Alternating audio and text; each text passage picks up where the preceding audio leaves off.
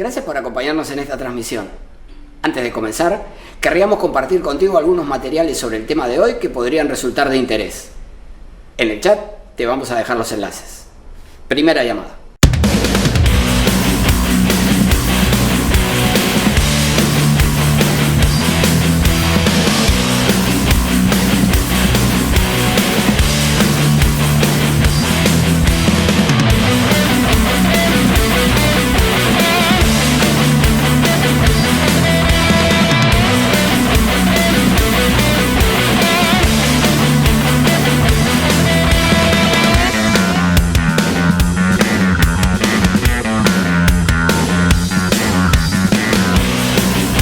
Ya estamos por comenzar la transmisión, pero antes quería pedirte que si te interesan nuestros contenidos, nos sigas en nuestras redes sociales. En el chat vas a encontrar los enlaces. Cuando regreses, estaremos comenzando. Segunda llamada.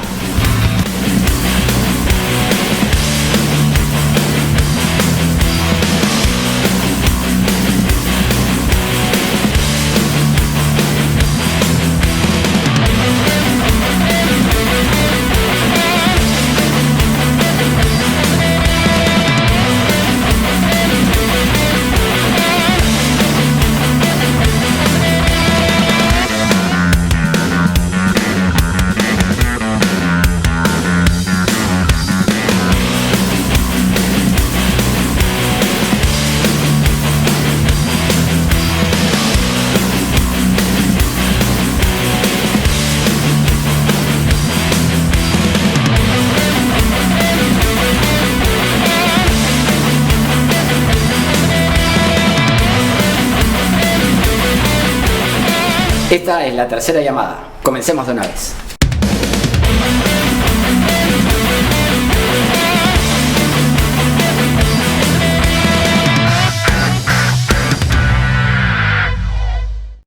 Hola, ¿qué tal? Muy buenas tardes, ¿cómo están ustedes? Comenzamos un nuevo programa de la segunda temporada de El Constitucional, que se sigue transmitiendo como siempre a través de nuestra página de Facebook Omar.Sar, por televisión abierta, a través de Onda Digital, canal 18.4 en Lima, y a través de la plataforma de LP Pasión por el Derecho, que es una entidad de referencia jurídica y brinda capacitación a miles de profesionales. Como siempre decimos, El Constitucional es un programa multimedia que se transmite por web, por redes sociales y por televisión abierta. ¿Qué más pueden pedir los seguidores del derecho constitucional?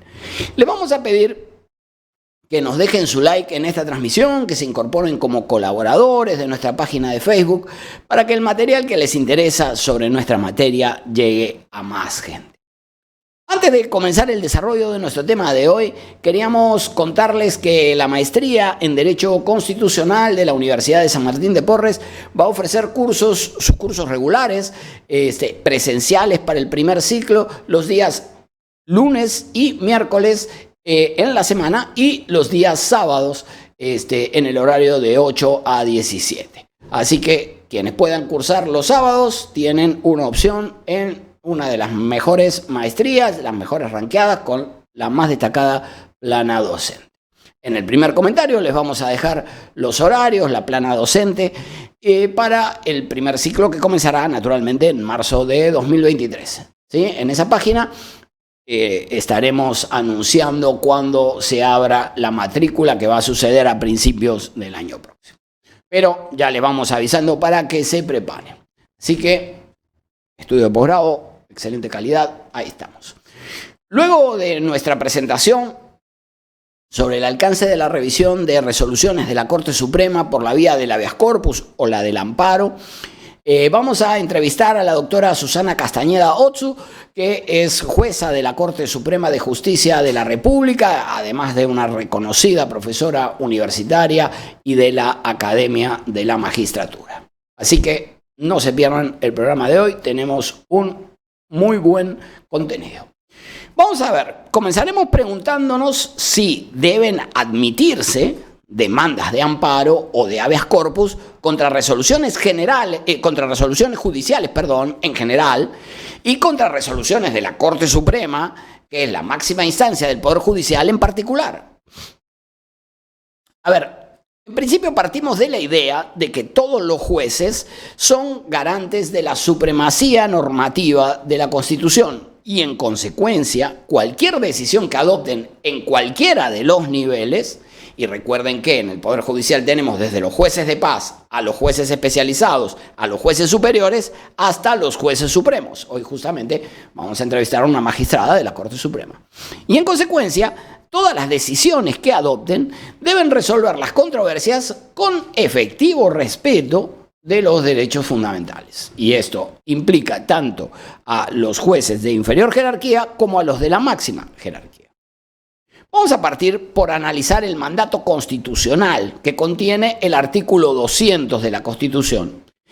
Ese artículo establece que son garantías constitucionales, y cito, la acción de habeas corpus que procede ante el hecho u omisión por parte de cualquier autoridad, funcionario o persona que vulnera o amenaza la libertad individual o los derechos conexos. ¿Sí? Entonces, aquí tenemos que puede tratarse de conductas de acción, hechos, por parte de autoridades que vulneran o amenazan derechos relacionados con la libertad individual. Por lo tanto, dentro de esta categoría cabría la revisión por la vía del habeas corpus de las resoluciones judiciales. El amparo está regulado de un modo semejante, pero en esta específica materia, en el inciso segundo, se señala que naturalmente el ámbito de procedencia de este proceso es el de los derechos, de todos los derechos fundamentales distintos de los que se tramitan por la vía del habeas corpus y de los que se tutelan por la vía del habeas data. Ahora bien, en el inciso segundo de la Constitución tiene la particularidad de que establece expresamente que el amparo no procede contra normas legales, que no es la materia en este momento, pero añade ni contra resoluciones judiciales emanadas de procedimiento regular. Como es evidente, resulta admisible una interpretación a contrario sensu, y entonces, si el proceso no ha sido regular, entonces debe admitirse la procedencia del amparo. Así que en el habeas corpus se deriva de la redacción de la Constitución y en el proceso de amparo se deriva de la misma letra de la Constitución, ya que el amparo como regla no procede, pero no procede cuando el proceso haya sido regular. Si el proceso ha sido irregular, y ahora vamos a ver qué quiere decir esto, entonces debe admitirse la procedencia del amparo contra las resoluciones judiciales, incluyendo las que emita la máxima instancia del Poder Judicial, es decir, la Corte Suprema. En el muy célebre caso Lut resuelto por el Tribunal Constitucional Federal Alemán, ese órgano sostuvo que el juez civil, por dar un ejemplo, puede violar con su sentencia derechos fundamentales cuando desconoce los efectos que estos ejercen en el derecho civil. El Tribunal Constitucional Federal examina las sentencias de los tribunales civiles solo por violación a los derechos fundamentales, pero no de una manera general por errores de derecho. ¿Correcto? Entonces, diferencia el ámbito de la justicia ordinaria del ámbito de la justicia constitucional. Y lo que dice es, debe admitirse el amparo, pero exclusivamente en clave de revisión de la resolución judicial respecto de la eficacia de derechos fundamentales. Evidentemente, el núcleo del problema de la procedencia de las demandas de amparo contra resoluciones judiciales en general y resoluciones de la Corte Suprema en particular es que entendemos por regularidad, porque decíamos como regla no procede, salvo que el proceso no haya sido regular. En consecuencia, hay que determinar qué debemos entender por regularidad. Ahora bien, ¿solo se tutela por la vía de los procesos constitucionales el debido proceso y la tutela procesal, o esta tutela se extiende a otros derechos fundamentales? En un caso muy conocido de hace ya casi 20 años, en Apolonia Kolka, en el expediente 3179-2004, se dejó resuelto lo siguiente. El Tribunal Constitucional, dice allí en esa sentencia sobre este asunto de la regularidad, el Tribunal Constitucional considera que condicionar la procedencia de la demanda de amparo a la vulneración del debido proceso o la tutela procesal exclusivamente no se concilia con el diseño constitucional. En primer lugar, porque los únicos derechos exceptuados del control mediante este proceso son los protegidos a su vez por el habeas corpus y el habeas data, en primer lugar. Y en segundo término, porque es inadmisible desde un punto de vista constitucional que se pueda sostener que una resolución judicial devenga de un proceso irregular solo cuando afecte el derecho a la tutela procesal y que tal irregularidad no acontezca cuando ésta afecte otros derechos fundamentales.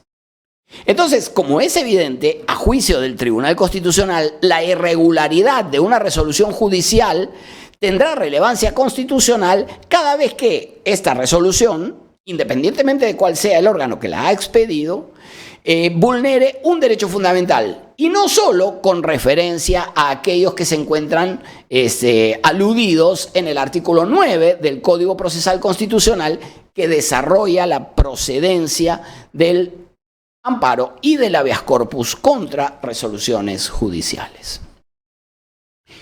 Es importante tomar en cuenta que la Corte Suprema es la máxima instancia, como ya decíamos, del Poder Judicial y por lo tanto sus decisiones son definitivas e irrevisables porque claramente contra ellas no procede ningún recurso impugnatorio. Como ustedes imaginarán, todo sistema jurídico tiene algún órgano de cierre, ¿correcto? En algún momento alguien tiene que decir la última palabra. Pues bien, en nuestro sistema jurídico, respecto de la jurisdicción ordinaria, respecto de los procesos ordinarios, la última palabra, en los casos en que proceda la casación, la tendrá la Corte Suprema. Y contra las decisiones de la Corte Suprema, sencillamente, no procede ningún recurso, es definitivo y final. Hay que tener en cuenta también que el amparo, el proceso de amparo, no es un recurso. Correcto, no es un recurso, no es un medio de impugnación, sino, como decíamos antes, un mecanismo para controlar la regularidad del proceso. Esto es decir, la efectividad de los derechos fundamentales que se debe proyectar también al ámbito de las decisiones de la Corte Suprema como de cualquier otro órgano jurisdiccional. Pero subrayamos el papel de la Corte Suprema porque vamos a ver luego, existe una exigencia de firmeza respecto de las resoluciones que se cuestionen, en consecuencia que se hayan interpuesto todos los recursos disponibles en el ordenamiento procesal ordinario.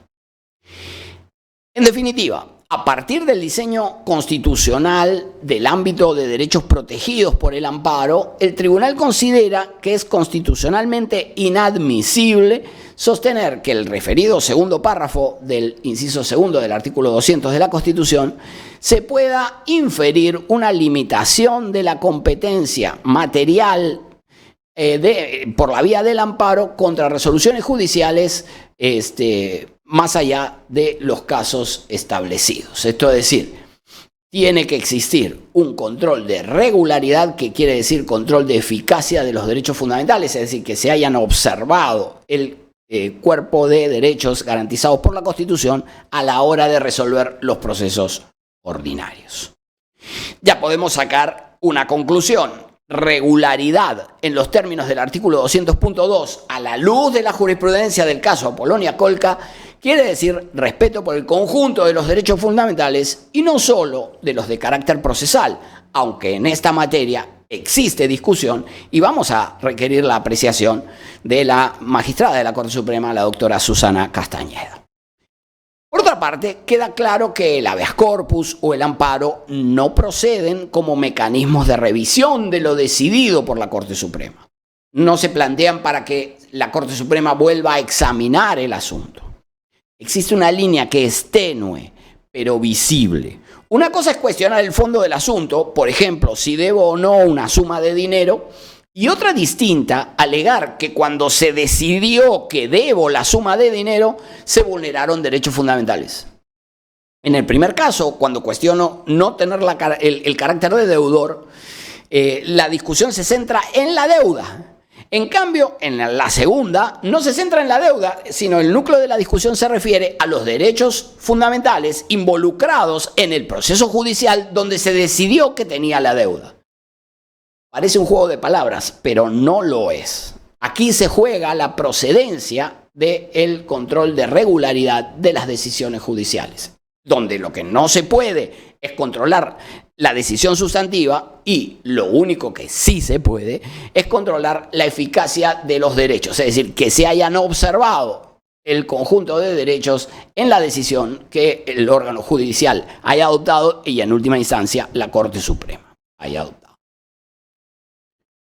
La subsunción de los hechos en el tipo, la valoración de la prueba, son actividades que en principio, y salvo algunas excepciones jurisdiccionales que hemos citado en nuestra página de Facebook, omar.sar, corresponden a los jueces ordinarios y por lo tanto no pueden ser materia de los procesos constitucionales.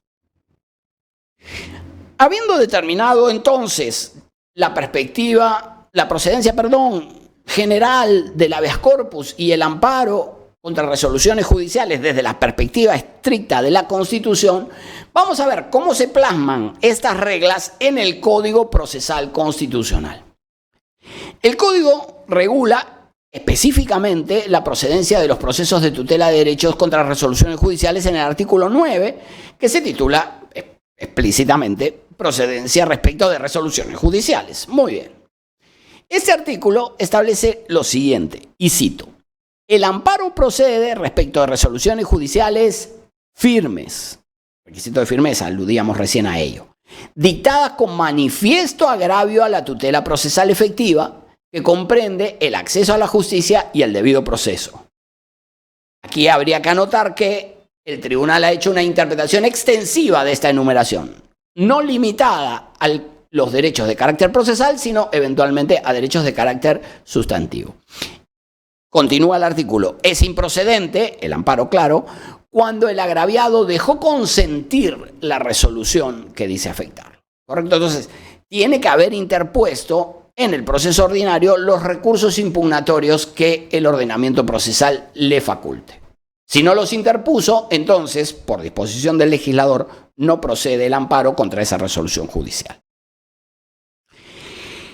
En el caso del habeas corpus, también procede la demanda cuando se cuestiona una resolución judicial firme. Hasta aquí van parejos con el amparo, es decir, tanto en el habeas corpus como en el amparo proceden contra resolución judicial firme que vulnera en forma manifiesta la libertad individual en el caso del habeas corpus y la tutela procesal efectiva, y no añade el requisito de que no sean consentidas. Así que este requisito no es exigible en el ámbito del amparo, más no en el del habeas corpus.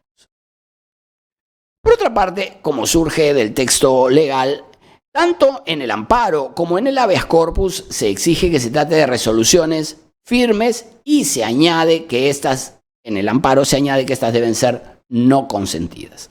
La firmeza, en este caso, se ha entendido en el sentido de que el recurrente debe haber interpuesto todos los recursos ordinarios, como la apelación, y también los extraordinarios, como el recurso de casación, que resultaren conducentes.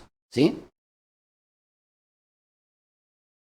En mi opinión, el requisito de firmeza tiene sentido porque pretende evitar discusiones múltiples en un mismo caso y también decisiones parciales respecto de resoluciones que eventualmente en el proceso ordinario luego pudieran haber sido revocadas. Entonces hay que concluir el proceso ordinario y una vez que este proceso ordinario esté concluido, entonces podrá plantearse la demanda por la vía de los procesos constitucionales según que se afecte o no la libertad personal.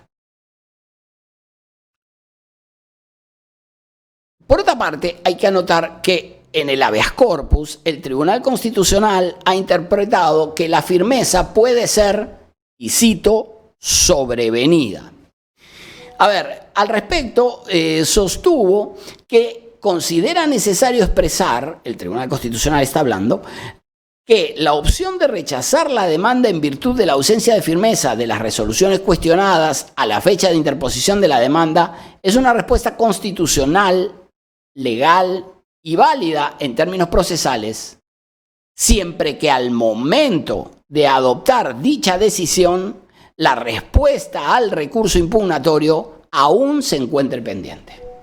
Entonces, entiende que si la resolución ordinaria y el proceso finalmente ha concluido, aun cuando no estuviera firme al momento de interponer la demanda, entonces podría pronunciarse sobre el fondo del asunto. Esta es una particularidad que desarrolló exclusivamente en materia de habeas corpus. Por último, señalaremos que la procedencia del amparo contra resolución judicial tiene en el nuevo Código Procesal Constitucional una nueva regla de competencia.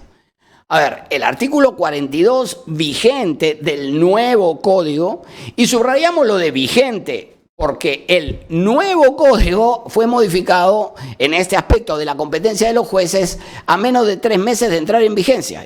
Así que la regla no está muy estable. Pero la regla vigente en este mismo momento establece lo siguiente. Presten atención. ¿Sí? Es competente la sala constitucional, o si no la hubiere, la sala civil de turno de la Corte Superior de Justicia respectiva, no el juzgado especializado, sino directamente la sala. Es competente la sala para resolver y en segunda instancia la Corte Suprema para resolver si la afectación de derechos se origina en los siguientes asuntos. Resoluciones judiciales, que es de lo que estamos hablando, pero añade laudos arbitrales, procedimientos de selección de obra pública o de ejecución de esta, decisión de los órganos del Congreso dentro de un proceso parlamentario, de modo que existe una ampliación de la competencia originaria de las salas. Ahora va a tener estos aspectos que hemos desarrollado. Resolución judicial, laudos, procesos de selección de obra pública o de ejecución de estas y procedimientos parlamentarios. La demanda de habeas corpus contra resolución judicial, en cambio, se interpone no ante la sala, sino ante el juez constitucional o ante los jueces de investigación preparatoria en aquellas cortes superiores donde no exista una específica juzgados especializados en materia constitucional. Se advierte entonces un importante crecimiento de la carga procesal que tendrán las salas especializadas en materia constitucional y social de la Corte Suprema, ¿correcto? Y además, estas salas constitucionales y sociales controlarán las resoluciones que emitan las demás salas supremas, pero solo cuando se las cuestione por la vía del amparo, porque el amparo contra la resolución judicial tramita en primera instancia ante las salas especializadas y por lo tanto la apelación llegará a conocimiento de la Corte Suprema. Pero como el habeas corpus tramita originariamente ante los juzgados especializados, la apelación tramitará ante las salas y en consecuencia no llegará a la Corte Suprema. Así que las resoluciones de la Corte Suprema solo son controladas por la propia Corte Suprema, por su sala constitucional y social, cuando se trate de demandas de amparo, porque cuando se trate de demandas de habeas corpus no van a llegar. Como se muestra en el cuadro que están viendo y que compartimos en nuestra cuenta de Facebook, omar.sar, aquí lo tienen a toda página, ahora la Corte Suprema tendrá que ver las apelaciones de los amparos contra resolución judicial, contra laudos, contra procedimientos de selección de obra pública o de ejecución de esta, y también cuando se cuestionen decisiones del Parlamento.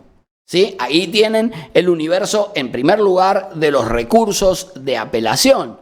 Pero el incremento no acaba ahí, porque la Corte Suprema también va a tener que conocer de las apelaciones de decisiones de ejecución y represión de actos lesivos homogéneos en esos mismos casos, ¿correcto? Y si la Corte Suprema conoce de estas apelaciones, en consecuencia, va a tener que conocer también respecto de las quejas que se interpongan por la denegación del recurso de apelación en cualquiera de todos esos supuestos. En unos pocos minutos vamos a conversar con la doctora Susana Castañeda Otsu, que como decimos es magistrada de la Corte Suprema, para que nos brinde sus apreciaciones sobre esta expansión sensible de las competencias de la Corte Suprema.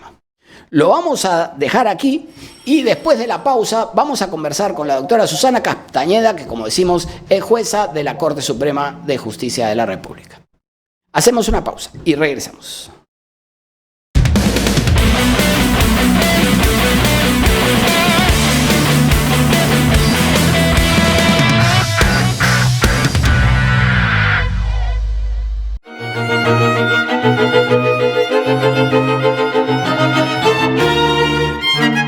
Hola, ¿cómo están? Les saluda la doctora Mónica Salas y todos los viernes a las 7 de la noche tenemos un encuentro juntos en su programa. Usted es el juez. No se olviden, a través de Onda Digital Perú.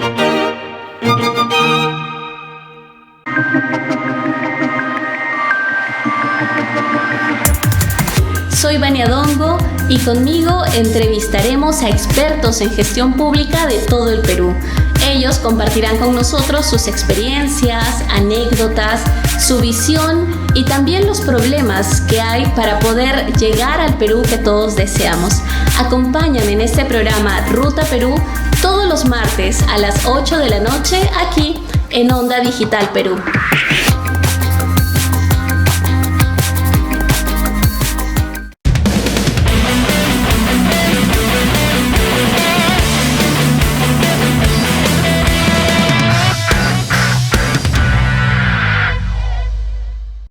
Bueno, muy bien, muchas gracias por seguir acompañándonos. Vamos a conversar ahora con la doctora Susana Castañeda, que como decíamos es jueza de la Corte Suprema y además una reconocida profesora universitaria y de la Academia de la Magistratura. Ella nos va a ayudar a comprender diversos aspectos relacionados con la revisión constitucional de las resoluciones del órgano que integra. Doctora Castañeda, le damos la bienvenida a El Constitucional. Muchas gracias por acompañarnos. Gracias a ti, Omar. Muchas gracias. ¿Cómo estás? Por estar contigo el día de hoy. Me he hecho un espacio de mi tiempo, hace tiempo que me habías invitado, pero ya tengo que estar contigo. Somos amigos hace mucho tiempo, eres un excelente constitucionalista y bueno, estamos acá para abordar un tema que ya te he estado escuchando, es de mucha importancia últimamente en el país, ¿no? Muchas gracias, Susana, por acompañarnos. Yo sé que tienes una carga procesal inmensa y creciente, de acuerdo a lo que acabamos de decir. Ahora lo vamos a comentar un poco, ¿no? Quería comenzar preguntándote, ¿cómo evalúas la regulación de la procedencia del amparo y del habeas corpus contra resoluciones judiciales a la luz de lo establecido en el nuevo Código Procesal Constitucional?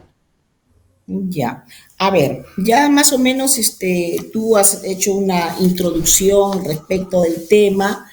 El artículo 9 del Código Procesal Constitucional que regula el amparo y el habeas corpus contra resoluciones judiciales, en realidad es como una repetición del artículo 4, ¿no? Si uno lo lee, es casi lo mismo. Lo que pasa es que en las reglas procedimentales, como bien lo has dicho, creo que la más relevante podría ser el tema de la competencia, ¿no? El tema donde ha hecho el cambio de la competencia para establecer una diferencia que a veces también no se puede entender, ¿no? ¿Por qué el amparo contra resoluciones judiciales tiene una competencia diferente en cuanto a los jueces del Poder Judicial que lo van a conocer y el habeas corpus contra resoluciones tiene una competencia distinta, ¿no? Yo pienso que una ejecutoria de la Corte Suprema en materia civil, en materia previsional, a través de una casación, o una ejecutoria de la Corte Suprema en materia penal, a través de una casación penal, o un recurso de nulidad, porque se vienen liquidando distintos procesos bajo las reglas del Código de Procedimientos Penales, es casi el 50% nuevo código y antiguo código. ¿Por qué esa diferencia, no? O sea, al final, igual la resolución la emiten 5 jueces de la Corte Suprema, ya sean de las salas transitorias o de la civil permanente o de la constitucional y social o de la penal permanente y de la transitoria, ¿no? O sea, solamente para hacer una una pequeña introducción que podríamos luego valorar si vale la pena o no hacer un cambio igual o de repente dejarlo como Pero ahora la pregunta es, ¿y para dónde, en tu opinión, debería igualarse? Ok, yo tiendo a estar de acuerdo contigo en que deberían tener un trato homogéneo, ¿no? Es decir, las resoluciones de las salas civiles y las salas constitucionales y sociales en materia laboral o previsional que tramitarían por la vía del amparo respecto de las resoluciones de las salas penales, aquellas que tienen relación con la libertad personal y en consecuencia tramitarían por la vía del habeas corpus. Pero ¿para dónde habría que igualar? ¿Hacia trámite originario ante la sala para que lleguen a la Corte Suprema en apelación? ¿O por el contrario, como estaba en el Código del 2004, no en su versión original, dicho sea de paso, sino en la modificada, en la que estuvo vigente hasta el 2022, donde tramitaba ante los juzgados especializados con apelación ante las salas? ¿Para dónde habría que igualar esto?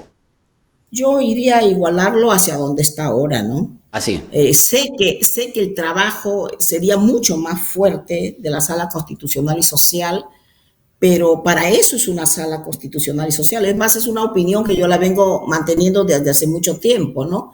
Que mientras existe esta jurisdicción compartida entre el Poder Judicial y el Tribunal Constitucional vía RAG, debe ser así.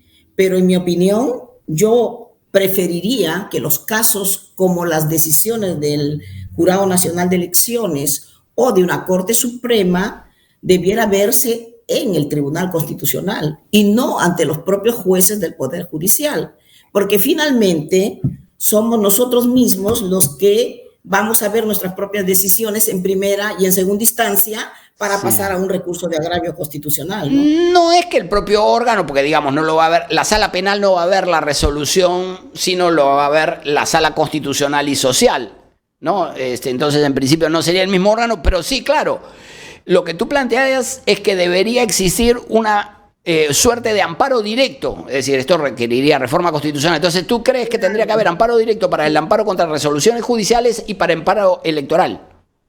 Sí, un amparo directo. Es más, ya tú sabes que el Tribunal Constitucional, en un caso del Jurado Nacional de Elecciones, hizo ese planteamiento, ¿no? De que se debiera cambiar. Yo pienso que sí, porque los amparos son muy rápidos en materia electoral. Y si esperamos una respuesta que demore tanto, entonces de repente ya la agresión del derecho es irreparable. Claro. Ahora, lamentablemente yo te digo de que en algunos casos, si bien es cierto, se dice, son otros jueces en materia penal, pero nosotros conocemos que finalmente se producen ficciones legales y que los jueces ordinarios pasan a ser jueces constitucionales. Y es un tema que va dando vuelta conforme van pasando los turnos. Entonces, a mí, en realidad, esa situación me preocupa un poco, porque si hubiera una especialización, como lo dice el Código Procesal Constitucional, y hubiera un sistema de jueces constitucionales en todo el país, entonces, bueno, la situación sería diferente, ¿no? Uh-huh. Claro, pero de todas maneras, si el problema, ¿cuál sería? ¿Por qué debería ser un amparo directo? ¿Por un tema de imparcialidad atenuada, dirías tú? Es decir, porque es su superior jerárquico el que emitió la resolución. Pues si es por un tema de imparcialidad, no importa si son jueces constitucionales o no. No, lo hacía yo por un tema de que si eres la última instancia en la jurisdicción ordinaria, como lo es el Jurado Nacional de Elecciones, conforme al artículo 181 de la Constitución Política, sus decisiones no son decisiones cualquiera. Se entiende que van a ser aquellas que diseñan las políticas jurisdiccionales, los criterios interpretativos de determinada ley, de determinada institución jurídica. El tema especial del Jurado Nacional de Elecciones es importante que sea visto también por un órgano con esa capacidad. Por supuesto que eso requiere de una reforma constitucional que no creo que por ahora se dé, ¿no? Pero claro, estamos hablando de un escenario académico, un escenario hipotético, ¿no? Un escenario académico, pero hablando a lo que estamos ahora, yo encuentro que hay una división que quizás lo han hecho por razones de que la tutela más urgente la requiere el habeas corpus a diferencia del amparo. Esa sería la explicación, ¿no? Ahora, una pregunta. comparte la idea de que tenga trámite originario, no existiendo esta reforma constitucional, el trámite originario del amparo ante la sala cuando se trata de resoluciones de la Corte Suprema y ahora se han añadido los laudos arbitrales? Es decir, cuando se trata de decisiones jurisdiccionales, ¿tiene sentido que tramite ante la sala y la apelación ante la Corte Suprema? Claro, ya lo dijiste tú que inicialmente con el Código Procesal Constitucional de 2004 era así, ¿no es cierto? Las decisiones judiciales llegaban, se interponían entre la sala y luego llegaban en apelación ante la Sala Constitucional y Social de la Corte Suprema. Así era, ¿no? Sí, luego vino originariamente, luego vino la reforma donde volvió a ser como un amparo ordinario. Claro, ¿no? Una reforma que, dicho sea de paso, incidió en el Código, pero fue una reforma de la casación. Porque eso que se introdujo en el 2009 fue una reforma que se hizo para descongestionar a la Corte Suprema. Claro, entonces dijeron, esta es una forma de descongestionar a la Corte Suprema quitándole la competencia de los amparos contra resoluciones judiciales, que por cierto en esa época no eran muchos. Yo creo que con el tiempo y con la experiencia que han ido ganando también los abogados, las personas que se someten a los procesos, la propia jurisprudencia que se emite por parte de la Corte Suprema y de la Corte Interamericana, que tiene mucha influencia en el caso peruano, ya los abogados conocen que tienen mecanismos para que ese proceso que adquirió la calidad de cosa juzgada en el ámbito ordinario puede ser dejado de lado a través de un amparo o un habeas corpus contra resoluciones judiciales, ¿no? Entonces, en ese momento no era de la cantidad de que creo que ahora, y la tendencia debe ser a subir, más aún si la competencia se amplía hacia los laudos arbitrales, el procedimiento de selección de obra pública o de ejecución de esta, y también el tema, como ya lo dijiste hace un momento, de las decisiones que emitan los órganos del Congreso, que son varias, ¿no? Sí, y que claro. seguramente muchos de los que son denunciados ante el Congreso o congresistas que son suspendidos por un procedimiento o que pueden ser también inhabilitados o se les puede interponer, decir que se le levante el fuero parlamentario, pueden incluso, y ya se ha visto, que no son muchos casos, pero que existen, de que acuden al amparo para frenar los procedimientos parlamentarios, ¿no? Sin lugar a dudas, la Corte Suprema va a ver incrementada la carga procesal con todos estos aspectos que tú señalas correctamente, ¿no? Es decir, porque lo que se ha añadido ahora, antes era solo el amparo contra resolución judicial, pero ahora se añade el amparo contra laudos, que tal vez no tenga un gran volumen, el amparo contra procesos de selección y ejecución de obras públicas, pero los procesos de control político, las acusaciones constitucionales y en general los procedimientos parlamentarios que van a tramitar originariamente ante las salas, yo supongo que van a constituir una cantidad de trabajo apreciable para la Corte Suprema, ¿no? Tienen ahí nuevos retos. También, así es. O sea, para ir cerrando la idea de la primera pregunta de la regulación del procedimiento del amparo y habeas corpus, como yo decía, que en realidad el 9 es casi una repetición del 4, del Código Procesal del 2004, se amplía el tema de las competencias, que es lo más importante, creo yo. El tema también se mantiene la firmeza de la resolución, como lo decía el artículo 4, y claro, como se trata de una decisión que debe ser firme, generalmente lo que se va a atacar es una decisión de la Corte Suprema. Eso está claro, ¿no? Porque además en materia penal es ya casi una costumbre de los litigantes y de los abogados siempre llegar en casa y van a llegar a la Corte Suprema a y lo mismo en las otras áreas, ¿no?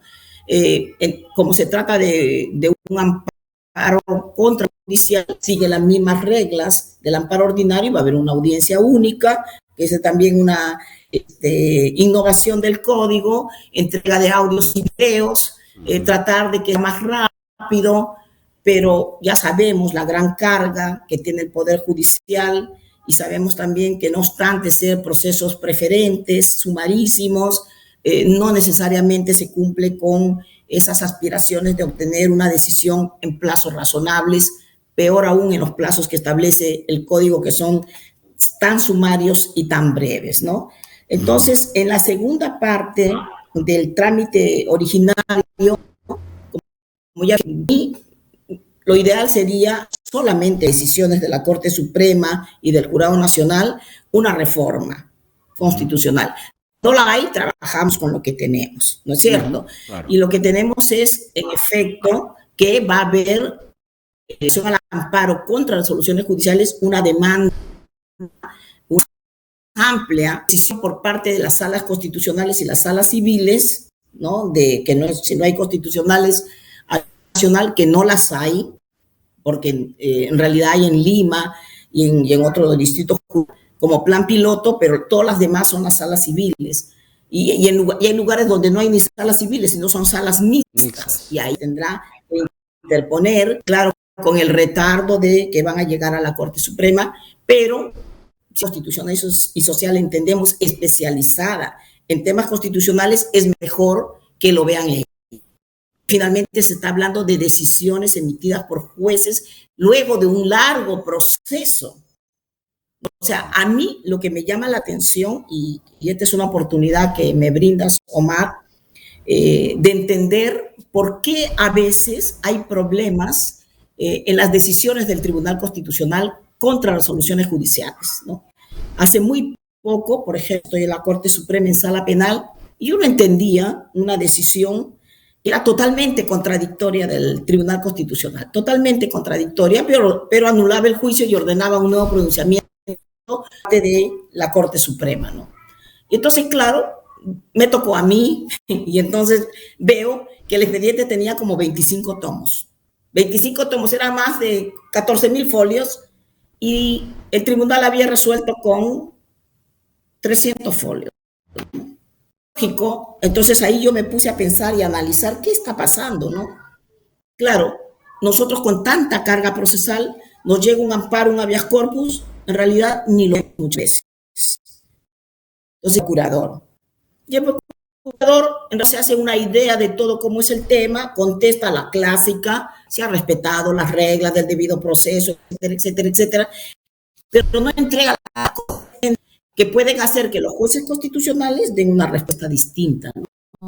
Entonces, claro, además la reforma, perdón que te interrumpa, Susi, la reforma fue lapidaria para la Procuraduría del Poder Judicial, porque antes, con la prohibición de rechazo liminar, antes contestaban demanda en el 10% de los casos, hoy contestan en el 100% de los casos. Entonces, la situación ha sido dramática, o supongo que debe seguir siéndolo, dramática para la Procuraduría del Poder Judicial. Claro. Porque hoy tienen que contestar todo. Claro, porque hasta lo manifiestamente improcedente. La demanda contra Joe Biden también la tienen, que incluya una resolución judicial, también la tienen que contestar. Claro, y a veces cuando veían que no tenía futuro, simplemente no la contestan porque saben que no hay futuro, pero ahora tienen que contestarlas porque de todas maneras tienen que ser admitidas, y ese es un punto que ha sido cuestionado, ¿no? Sobre la prohibición del rechazo liminar. Y claro, eso vale para los amparos de corpus ordinarios como para había corpus contra resoluciones. Y bueno, me decías de que cómo sería el trabajo. Yo pienso que sí, que va a aumentar. Ahora, como tú bien dices, quizás en resoluciones judiciales hay número de procesos que están llegando a las salas, y de las salas pasarán a la Corte Suprema, a la sala social solamente, que es a una sala. Y bueno, no sabemos qué va a pasar con los otros temas. Los laudos arbitrarios supongo que no serán muchos, los que podrían ser un número apreciable, teniendo en cuenta la gran cantidad de municipios que llevan a cabo contrataciones públicas, ¿no? De todos los niveles, y no necesariamente están de acuerdo las partes. Generalmente van al arbitraje, y justamente eso puede traer un efecto de que lleguen a través del amparo. Sí. Pero más, como tú bien lo has dicho hace un momento, los temas del control político, que de paso son un poder para la Corte Suprema, para la Sala Constitucional y Social, que sí va a tener que ver esos temas del Congreso, y hay un ¿no? Del Poder Judicial o de decisiones que finalmente llegarán al Tribunal Constitucional, ¿no?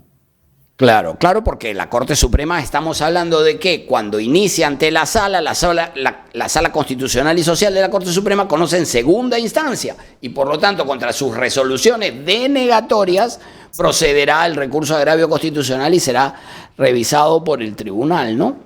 Ahora bien, una última consulta. Y con la lógica, Omar, y con la lógica que se maneja de que generalmente las decisiones, los corpus contra resoluciones judiciales en el ámbito de los jueces constitucionales del Poder Judicial siempre son denegatorias, ¿ah?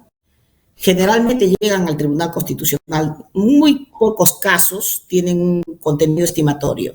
Sí, por eso mismo, cuando se discute sobre propuestas como la que tú planteas, de que el Tribunal Constitucional conozca de modo directo amparo contra resoluciones judiciales o amparos contra resoluciones de la Junta Nacional de Justicia o amparos electorales, tú dices, bueno, pero va a aumentar la carga procesal. Bueno, pero ¿cuánto va a aumentar la carga procesal? Porque contra las denegatorias, que son el 95%, ya procede el recurso de agravio constitucional, ya llegan al Tribunal Constitucional. Entonces, lo que se añadiría de carga sería apenas un 5%, y eso, ¿no? Si es que el amparo fuera directo, quiero decir. Porque las estimatorias, convengamos que son relativamente pocas, ¿no? En estas tres materias específicas. Claro, pero eso es para efectos de lo que llega al Tribunal Constitucional. Pero nosotros hablamos bajo efecto de una política de gestión del despacho. Entonces, ¿para qué incrementas una carga respecto de una constitucional que puede realizar otra función? Al final todo va a llegar al Tribunal Constitucional. Como sí. Que yo no le encuentro un sentido a algo que te obliguen a transitar que al final va a llegar. Claro. Sí, vamos a ver cómo se desenvuelven los acontecimientos y cómo, porque digamos, el problema es que si la carga desborda a las salas constitucionales y sociales, el punto es que los procesos se van a empezar a retrasar sensiblemente, y si hoy ya tenemos los problemas que tú identificabas, seguramente esto no va a mejorar aumentando la carga, ¿no? Claro, tendría que ser la solución que siempre se hace, ¿no? Crear una sala transitoria. Social transitoria, integrada por provisionales que tienen el mismo rango que un juez superior titular, pero que cuando ejercen las funciones son supremos provisionales, ¿no? Entonces, con el problema añadido de la provisionalidad del que venimos quejándonos casi desde inicios de la República, por decirlo así gráficamente.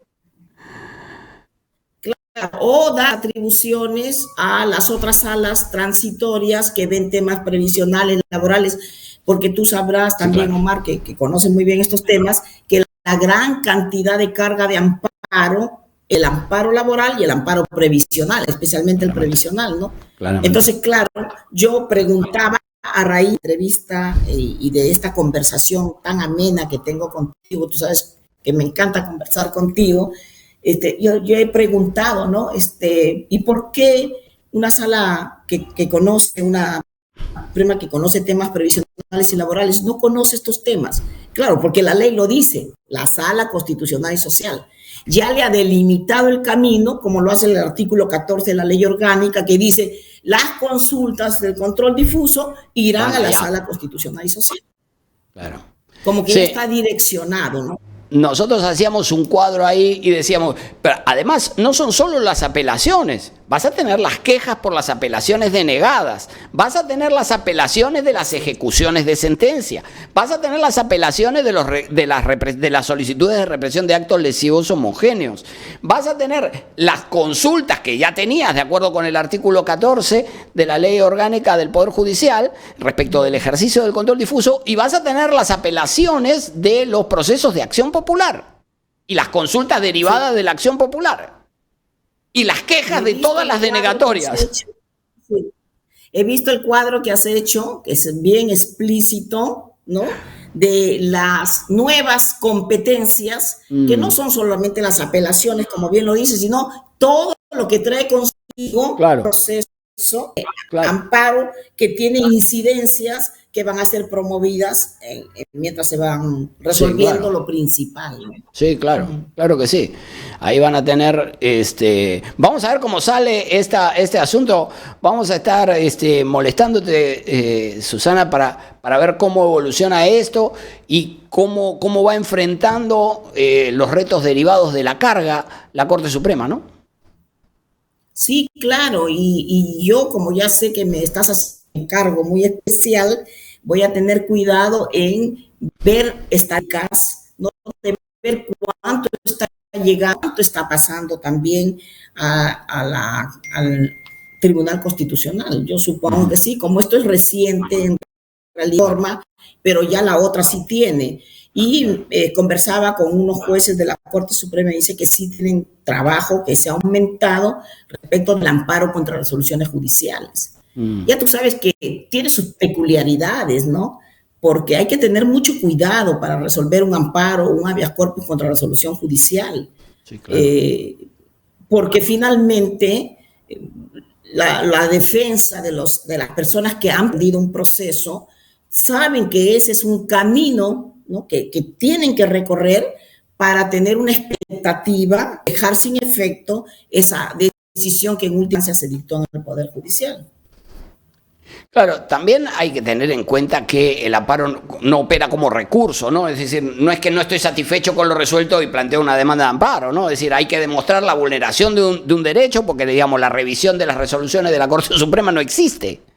La revisión ordinaria, quiero decir, ¿no? Claro, pero la mente muchos abogados no lo entienden así. No, Y claro. te lo digo yo, porque cuando estamos resolviendo una ejecutoria suprema, al día siguiente ya estamos en un habeas corpus, ¿no? Contra lo que hemos resuelto. Entonces, como si fuera un recurso más, sin entender que en realidad es un proceso constitucional, igual que la demanda de revisión. Termina la Corte Suprema y si no van a un amparo, a un habeas corpus, van a una demanda de revisión a cuestionar que eso no fue correcto. El tribunal Hay casos en que sí recientemente, realmente tienen razón. el tribunal recientemente ha desarrollado una jurisprudencia respecto de sanciones a conductas maliciosas. Estuvo centrado en el proceso de habeas data y a distorsiones propias del proceso de habeas data, ¿no? Pero ahí hay una línea de sanción muy clara, de confrontación muy clara con el litigio malicioso, ¿no?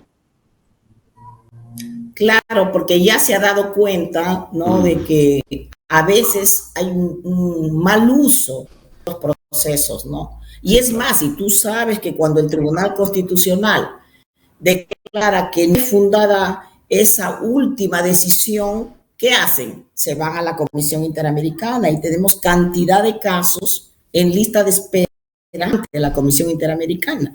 Sí, claro. Hay casos que vienen y están desde el año 2008 y ni siquiera se van a ver todavía porque se quedan ahí en el camino, ¿no? Entonces quizás esa alta litigiosidad tiene que verse cómo se va a resolver, ¿no? Quizás nosotros los jueces debiéramos resolver de una manera más pronta, siempre con transparencia y motivar las decisiones, ¿no? ¿Para qué? Para evitar, yo creo que podría evitar esta acumulación de procesos constitucionales contra resoluciones judiciales, que ahora ya es el mayor número respecto de los ordinarios, ¿no? Claro. Susana, una última pregunta, tenemos que ir terminando. ¿Compartes el criterio de que la revisión por la vía del amparo debe referirse a la tutela de cualquier derecho fundamental o debería el amparo focalizarse en vulneraciones del debido proceso y la tutela procesal efectiva? Claro, ese es un tema que ya se planteó, que ya lo estuviste explicando hace tiempo con el famoso caso de Apolonia Colca, y la verdad, muy pocos casos, generalmente la mayor cantidad de casos provienen de afectaciones al debido proceso, a la vertiente procesal, ¿no? del debido proceso. Pero sí creo que es conveniente que también se vea la vertiente material o sustantiva del debido proceso. Y sí, sí es correcto, pero van a ser casos muy, muy puntualizados, sí, claro, donde yo creo que ahí sí se tendría que hacer jurisprudencia muy bien desarrollada para que entonces los litigantes, los ciudadanos sepan cómo llegar a defender la tutela de sus derechos, ¿no? Porque otros dicen, bueno, pero si lo puedo defender los derechos a través del amparo o a través del habeas corpus o a través del habeas data, ¿no?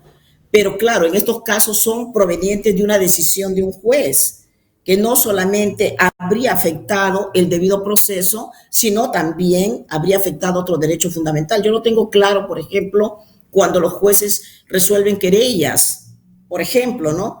¿Qué pasaría o cualquier tipo de proceso que un juez no solamente afecte las reglas procesales, sino que también pueda afectar el honor de una persona al resolver? Que se pueden dar casos y he estado tratando de ubicar en qué otros supuestos se podrían dar, porque en el caso de Apolonia fue el derecho de propiedad, ¿no es cierto? Claro. En Lut, por ejemplo, que traíamos a colación un caso del Tribunal Federal Alemán, el problema ahí era el tema de que la sala no había tomado en cuenta la libertad de expresión, por ejemplo, ¿no? Claro. Pues a la hora de imponer daños y perjuicios por una conducta que suponía un contenido expresivo. Así es. En las querellas es donde vemos los temas de difamación, de injurias, de calumnias, y se ofende la intimidad, la dignidad, la honra de las personas, pero un juez también podría afectarlo con sus propias decisiones. Yo he conocido casos en España donde, por ejemplo, un juez, al momento de resolver un caso de derecho de familia, empezó a atacar a la madre respecto del tema, ¿no? Y afectó de ese modo el principio de igualdad en la aplicación de la ley, ¿no? Y entonces, claro, es una vertiente que podría aparecer como afectación del debido proceso en su vertiente procesal, pero también podríamos decir que si se trata de un principio de derecho, podría afectar la vertiente sustantiva. Claro. Claro que sí. Bueno, Susana, lo tenemos que dejar aquí. Te agradezco muchísimo por tu gentil participación, por esta cortesía que has tenido de hacer un alto en la voluminosa tarea que tienen en la Corte Suprema. Muchísimas gracias. Gracias a ti por permitirme estar en tu programa. Omar Sar dice Consti Influencer. Sí, ya, sí. ¿Recuerdas cuando estábamos en la Universidad San Martín de Porres y claro, nos veíamos? Sí. Claro que comentábamos sí. de esta nos íbamos en mancha a almorzar cuando dábamos clase en la academia. También. Bueno, muy contenta de estar contigo y la próxima vez que estemos, sí, me gustaría abordar mucho el tema de la firmeza sobrevenida, ¿no? Hay todo un tema ahí, ¿no? Hay todo un tema. Nosotros solo hemos planteado una pincelada ahí, pero habría que conversarlo, con tiempo. Sí, ese es un tema muy interesante porque he sido incluso protagonista, lamentablemente, de esos casos porque he sido demandada a partir del caso Margarita Toledo, donde ya se habla de una firmeza sobrevenida, claro. Luego en el caso de Keiko Fujimori, anteriormente en el caso de Nadine, luego en el tema de la queja de Vladimir Cerrón, y en esos temas he tenido oportunidad de participar menos en el caso de Nadine, ¿no? Entonces, claro. Como que por experiencia lo puedo comentar. Claro, estupendo. Mira, estamos terminando esta segunda temporada del Constitucional a fines de noviembre, pero para el año próximo quedamos contigo en tratar específicamente este tema de la firmeza sobrevenida. ¿Te parece? Muy bien. Un gran abrazo. Muchas gracias. Muchísimas gracias a ti. Muchas gracias. Muy amable. Ya, adiós. Muchas gracias. Ya nos vemos. Y con ustedes también, muchas gracias por acompañarnos. Recuerden apoyar nuestro trabajo con sus estrellas y los esperamos la semana próxima en una nueva transmisión de la segunda temporada de El Constitucional que se está acercando a su fin. Ya nos vemos. Muchas gracias.